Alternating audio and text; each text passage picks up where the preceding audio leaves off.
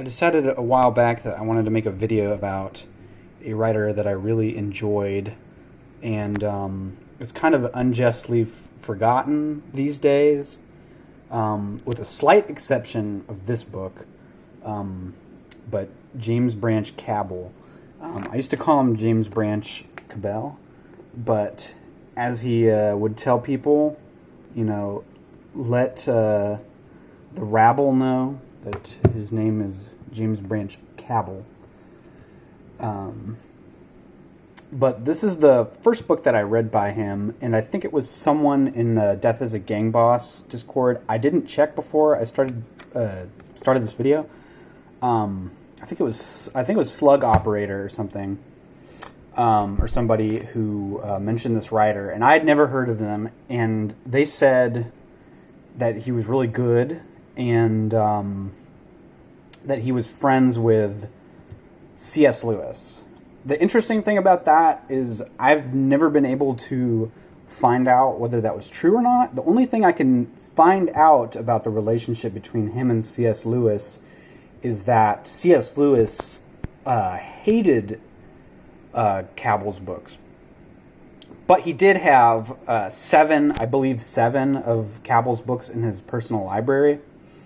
My own theory as to why he disliked Cabell was he in a letter he sent to his brother, C.S. Lewis was talking about the experience of reading Rabble, and he describes him as being stercoraceous, relating to shit or poop, and that's one thing among others that James Branch Cabell has in common with Rabble, and you can obviously tell reading his books that he's read his fair share of Rabble and a bunch of other writers. He started writing at the beginning of the 20th century, and I keep fiddling with these books. But one of his earliest readers was Mark Twain. Mark Twain was a big fan near the end of his life of the early works of Cabell, and he I'm trying to think.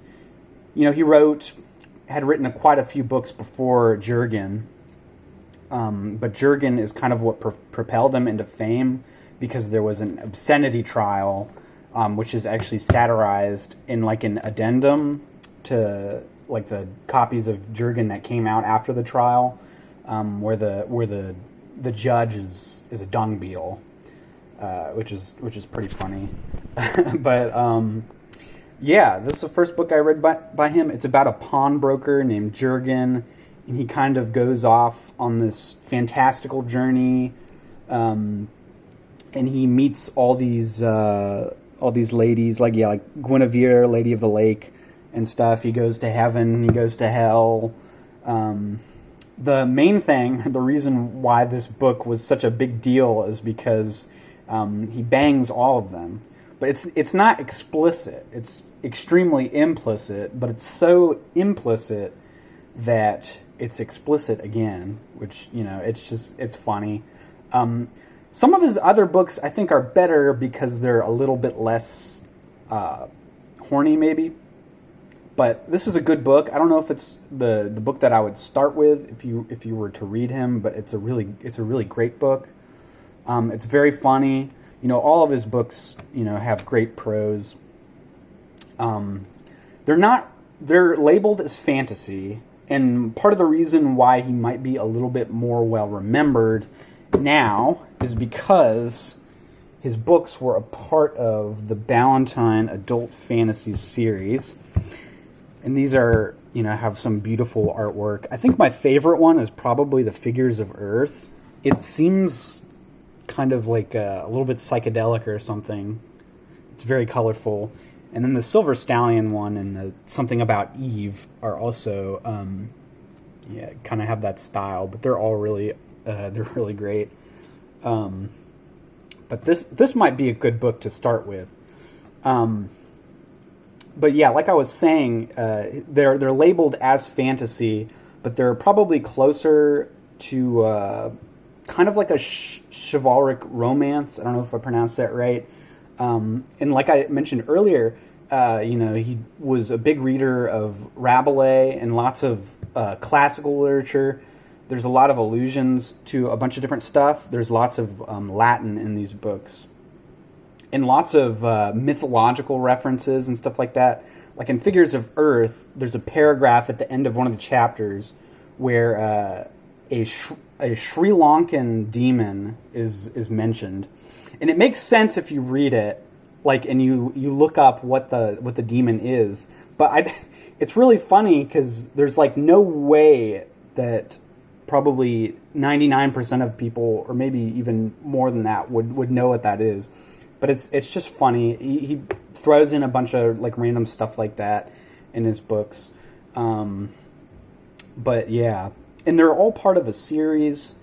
It's called the biography of Dom Manuel, and this is the only book I think that he's the main character, but a lot of them have to do with him. Domne is about his daughter Millicent.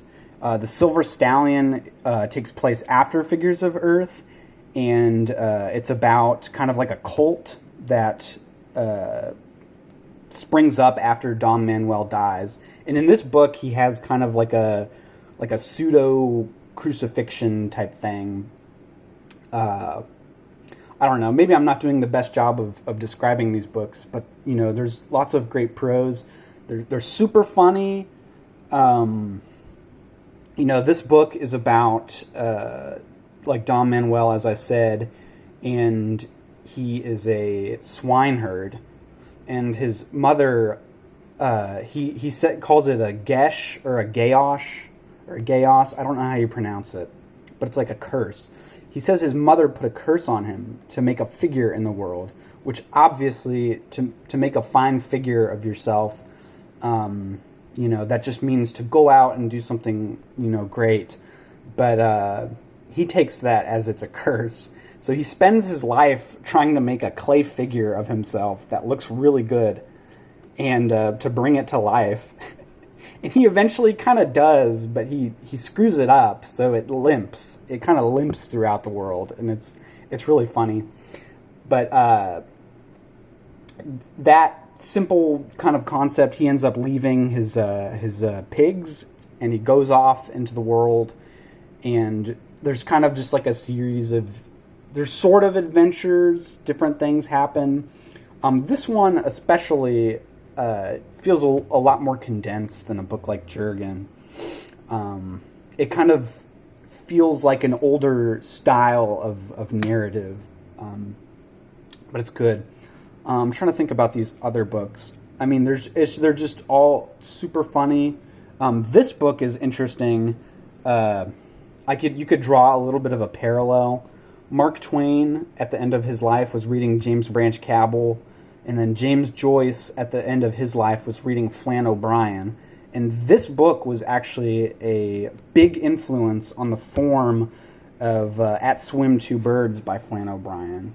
It's kind of like the same metafictional, author with his characters type deal. And James Branch Cabell, or as Flann O'Brien would call him, James Joyce Cabell, in one of his newspaper articles. But yeah.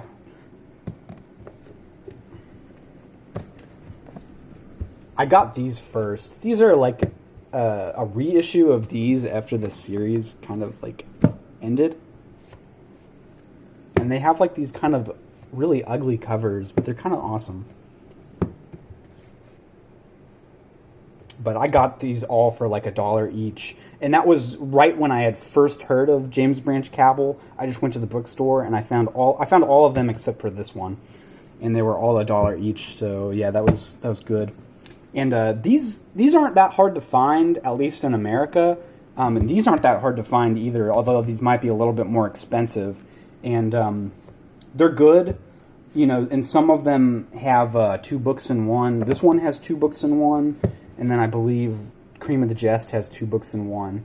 The series, biography of Dom Manuel, has about 21 different parts to it. And all of these, with the exception of like the ones that have 2 books in one, they're all like novels. But there's some other ones, like I think it's in Domne, there's the lineage of Litchfield. Or wait, no. That's something else. I think it's in this one.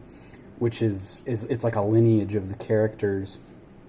And but some of the other books in the series are just like essays, and some of the books are poetry or short stories. You know, it's not like a fantasy series as one would think, like Tolkien or something. Tolkien kind of made modern fantasy what it is, and kind of made it terrible. And Tolkien actually did not like James Branch Cabell, but you know, I never trusted his opinion anyways. But the other thing about James Branch Cabell is how influential he was. You can see these little quotes on the back. H.L. Mencken was a big proponent of Cabell. Sinclair Lewis, Arthur Machen. Let's see, Sinclair Lewis again. E.R. Edison, another fantasy writer that was super influential to C.S. Lewis and J.R.R. Tolkien. They were both huge fans of that. And they were also in the adult fantasy series. Silver Stallion. Carl Van Doren. And also Carl Van Vechten. Robert E. Howard. Robert E. Howard actually wrote an essay about this. You know, Robert E. Howard, the guy who wrote the Conan the Barbarian stories and some other characters. Also super influential on modern fantasy. And I have this shelf up here with a lot of the books. Some of them are repeats of the ones that I have down there. But there's a lot of different stuff. Like Preface to the Past, it's part of the 21 book series, but I think it's just the introductions to like all the books that he wrote. And one of these is actually signed too. And this one doesn't even take place in a fantasy, it's called Poitem. It's kind of like a medieval pseudo France is where all these books take place. I think this one takes place in like 1800s in the American South. One of these is signed. Maybe I already said that. But yeah, From the Hidden Way. I think this one's poetry. And then I have one over here. This one is actually part of the Modern Library. And this one is essays. But he wrote some other books. These two, I think these are part of a series, or 2 different series, maybe. This one might be like a standalone novel. This one is about Virginia, which is where he was from. And there's actually a James Branch Cabell library in Virginia. This is like an autobiographical work. This is a monograph by Carl Van Doren, which I actually did not mean to get. I think I ordered this, and they accidentally sent me this, and so I had to buy this again. Here is the Letters of James Branch Cabell. It's edited by, let me see if I can open this. Padraic Colum, who is friends with, William Butler Yeats and some other people. I think he at least knew James Joyce. So that's extremely interesting. I'm not actually sure like where they knew each other from. This book is actually part of a 3-part series, but this is the only one I have. This is Wild Side Fantasy. They do these kind of on-demand reprints, but they're actually like really good quality. And they have the rights to James Branch Cabell's works, so they're kind of in the domain of the print on demands, but they're better quality. But this series, Edmund Wilson compared it to Finnegan's Wake. Now, if you look in one of these books, the style is obviously not like Finnegan's Wake, but they're kind of like a dream fantasy type thing. So, And these were actually supposed to be part of the Ballantine Adult Fantasy series, like these. But the Ballantine Adult Fantasy series ended up ending before these could be included, which sucks because they're aside from the Wildside Press, the original editions of these books go pretty expensive prices. But yeah, it's just, I don't know, this probably isn't a great introduction to his works. They're, kind of in the Menippean satire tradition. They're like, it's like a little bit of a modern Rabelais. They might be kind of hard to get into. They're very kind of mannered and witty, but I think they also kind of have a timeless quality to them, kind of like something like a Rabelais. I know that's the only thing I'm comparing it to, but a lot of these books are of their time in a way. I think they kind of would have appealed to the literati of the time, kind of like H.L. Mencken. Also, H.L. Mencken is really worth reading too. He has this really funny essay about going to speak at a conference, and it was during the Prohibition, and so he sends some people, he goes and pays some people to row over to Canada. I can't remember exactly where it takes place, and get beer for them, because they just really want something to drink. And the trip ends up going badly, and these guys drink all the beer on the way back. It's funny. But yeah, they're very elusive, very, very learned. You can tell that he was a super smart guy and, had a library full of all these old books and some very strange ones too. Aleister Crowley was actually a big fan of Jurgen, and there's actually a parody in the middle of this book of I think it's Crowley's Gnostic Mass, which is funny. But he was super influential on a lot of people. William Faulkner wrote a pastiche of Jurgen. I think it was called Mayday. And Sinclair Lewis, John Steinbeck, was highly influenced. A lot of other modern fantasy writers, maybe not ones that I'm super interested in, like Neil Gaiman, Michael Swanwick, who I've heard good things about. Michael Swanwick actually wrote a monograph on James Branch Cabell. I can't remember what it's called off the top of my head, but Robert Heinlein, again, not a writer that I like or am interested in, but Robert Heinlein, especially some of his later books, he had a book called Job, A Comedy of Justice, which the subtitle of that book is from Jurgen, A Comedy of Justice. And the style of those books is kind of a pseudo-Cabellian style, but not very successful. I mean, if you've ever read any Robert Heinlein. I'm sorry if anybody watching this does like Robert Heinlein. There's probably some other names that I haven't mentioned that were super influenced by James Branch Cabell. I mean, I think his influence is just very understated these days. One interesting one that I found from the James Branch Cabell forum is this guy. He's a science fiction writer. And he wrote kind of like a cross between James Branch Cabell and A.E. Van Vogt, who was kind of a golden era science fiction writer. And I brought these two books out specifically. I have all of his books except for his very first book and then one other book that I ordered recently, but they canceled the order because they couldn't find the book or whatever. But I brought these two out because they have some funny things on the back. This one is a review, and he compares it to Nabokov. Ronald Furbank, who I want to do a video on because Ronald Furbank is another favorite writer of mine, and his influence is massively understated now. Barthelme and Kafka. So, I don't know if these are necessarily true, but, I mean, Furbank, I love it anytime I see Furbank mentioned. And Furbank is like Cabell because they wrote around the same time, and they had a massive influence, but they are almost completely forgotten now. And then this, I think it's this one. Yeah, juggles plot lines like John Barth juggles arguments, which I thought was funny.